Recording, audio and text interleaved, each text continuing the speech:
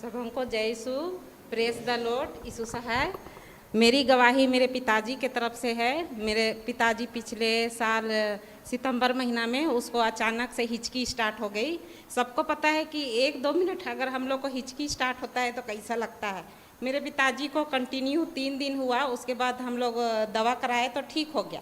फिर उसके बाद फिर 4-5 दिन के बाद फिर रुका, उसके बाद फिर स्टार्ट हो गया।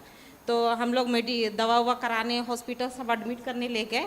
तो जिस दवा से ठीक हुआ तो हम लोग को लगा फिर से ठीक हो जाएगा, तो डॉक्टर लोग बोले कि अब एडमिट करना होगा। तो फिर जब एडमिट करने गए तो वहाँ जब हम लोग एडमिट किए तो डॉक्टर आया चेक करने, तो क्या प्रॉब्लम है।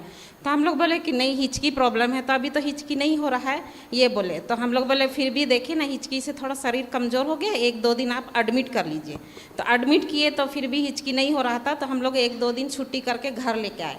घर लेकर आए, फिर 1 वीक के बाद फिर हिचकी स्टार्ट हो गया। इतना हिचकी हो रहा है कि 24 आवर्स अगर वो सोते हैं रात को तो थोड़ा देर के लिए 1-2 घंटा शांत रहते थे, उसके बाद अचानक अगर जग जाएंगे तो कंटिन्यू हिचकी।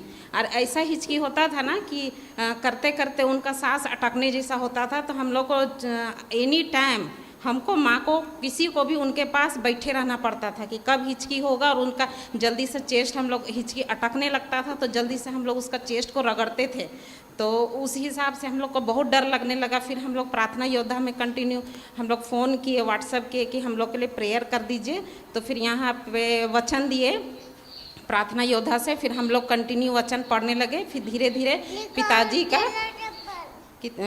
पिताजी का हिचकी कम हो गया और ठीक भी हो गया, और अभी वो पूरी तरह से स्वस्थ हैं। इसके लिए पिता परमेश्वर को धन्यवाद और प्रार्थना योद्धा के सभी सदस्यों को बहुत बहुत धन्यवाद। जय श्री